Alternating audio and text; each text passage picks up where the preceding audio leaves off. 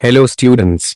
Welcome back to the channel. So in the previous lecture we have completed the pre-fertilization phase of sexual reproduction in humans. In this lecture we are going to study about the process of fertilization inside a human female.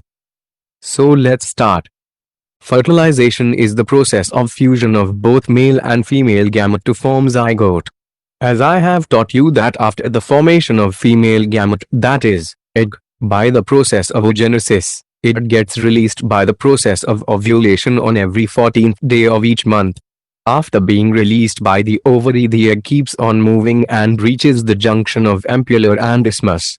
On reaching the ampular isthmus junction, it rests there for 1 to 2 days, and if gets sperm then it fertilizes.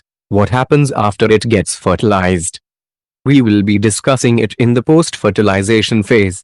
Now let's discuss the situation when the egg does not receive sperm. As I told you that after reaching ampular isthmus junction the egg rests 1 to 2 days.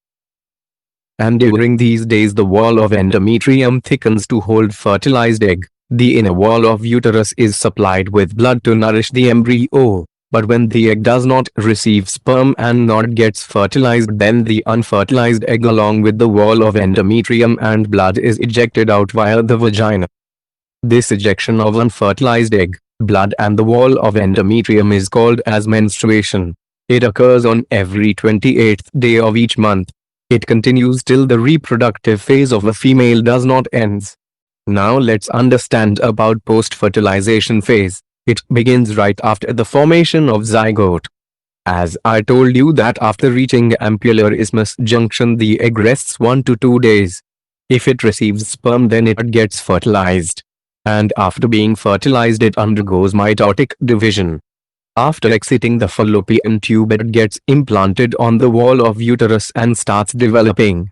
During the implantation a cord-like structure called as umbilical cord and a thin membrane called as placenta develops.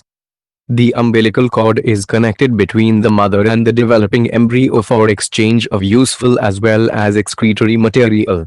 And placenta protects the developing embryo from shock, jerk, etc.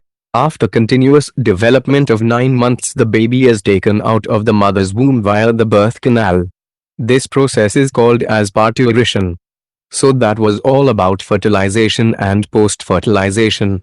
In the next lecture we will discuss about birth control.